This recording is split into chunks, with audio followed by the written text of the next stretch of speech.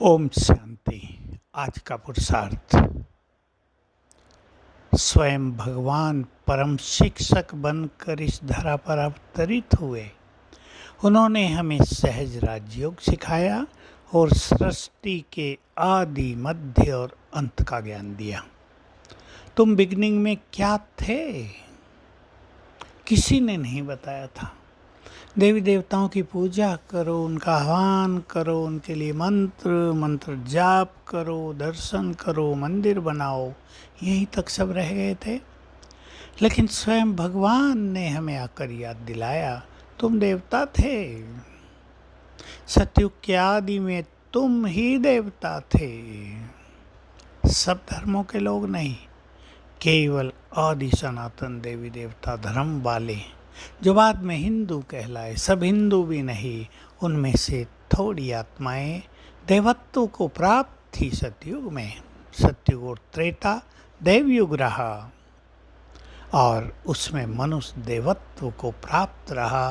संसार में संपूर्ण सुख शांति संपदा अथाह धन संपदा, किसी तरह का कोई कष्ट नहीं। जो रामराज के लिए गायन है ना, दैविक दैहिक भौतिक तापा, राम राज काहू नहीं व्यापा।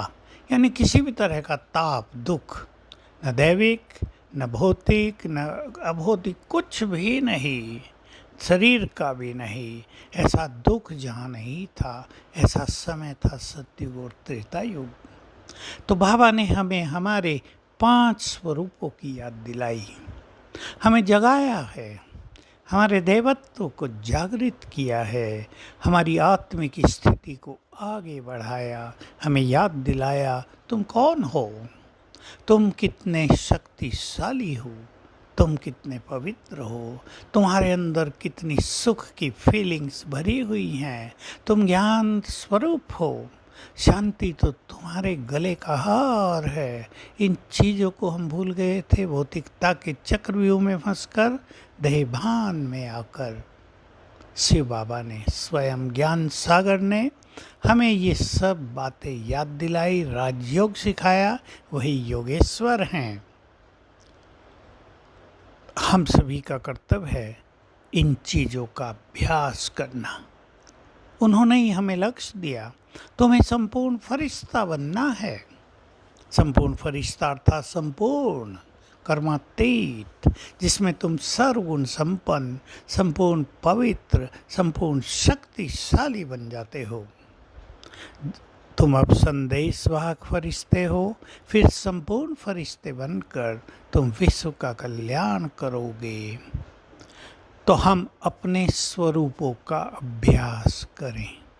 जैसे ब्रह्मा बाबा, जो बहुत बड़े तपस्वी थे, अपनी भविष्य की स्मृति में बहुत ज़्यादा रहते थे। सर्वशक्तिवान निराकार परमपिता से तो उनका बुद्धि योग निरंतर स्थिर हो गया था, लेकिन भविष्य की स्मृतियाँ, भविष्य का नारायणी नशा भी उनके पास कम नहीं था। उनके ही कारण ये शब्द प्रचलित हुआ, नारायणी नशा। हम सब भी अपने भविष्य के नारायणी नशे में स्थित हो जाएंगे, तो वो देव संस्कार जो हमारे अंदर छुप गए हैं पुनः जागृत हो जाएंगे। इस संसार में लाखों आत्माएं अपने देव स्वरूप को जान चुकी हैं, बल्कि करोड़ों मैं कहूँगा, उसमें से लाखों, बहुत सारी लाखों, 1-2 लाख नहीं, बहुत लाख अपने देव स्वरूप में स्थित होने का अभ्यास कर रहे हैं, अपने देवत्व को जागृत कर रहे हैं। उनका जीवन सात्विक होता जा रहा है। ऐसे ही आत्मिक स्वरूप की स्थिति लाखों लोग अपनी बना रहे हैं। ये गुप्त साधना इस कलयुग के कलिकाल में देवकुल की महान आत्माएं कर रही हैं। जैसे महादेव को तपस्वी दिखाया गया, जैसे ब्रह्मा को हमेशा तपस्या में लीन दिखाया गया, उसके बच्चे भी उसी तरह की तपस्या का अभ्यास कर रहे हैं। ऐसा करते करते अनेक आत्माएं फरिश्ते स्वरूप बन जाएंगी। इस स्वरूप के वाइब्रेशंस के द्वारा ये आत्माएं जग का कल्याण करेंगी। संसार को पुनः स्वर्ग बनाएंगी। क्योंकि केवल स्वर्ग बनाना ही काफ़ी नहीं है, देवताओं को जगाना, देवत्व प्राप्त करके मनुष्य देवता बन जाए, ये स्थिति परम आवश्यक है। ये हो रही है और कलयुग की समाप्ति के बाद देव युग इस धरा पर प्रारंभ हो जाएगा। ओम शांति।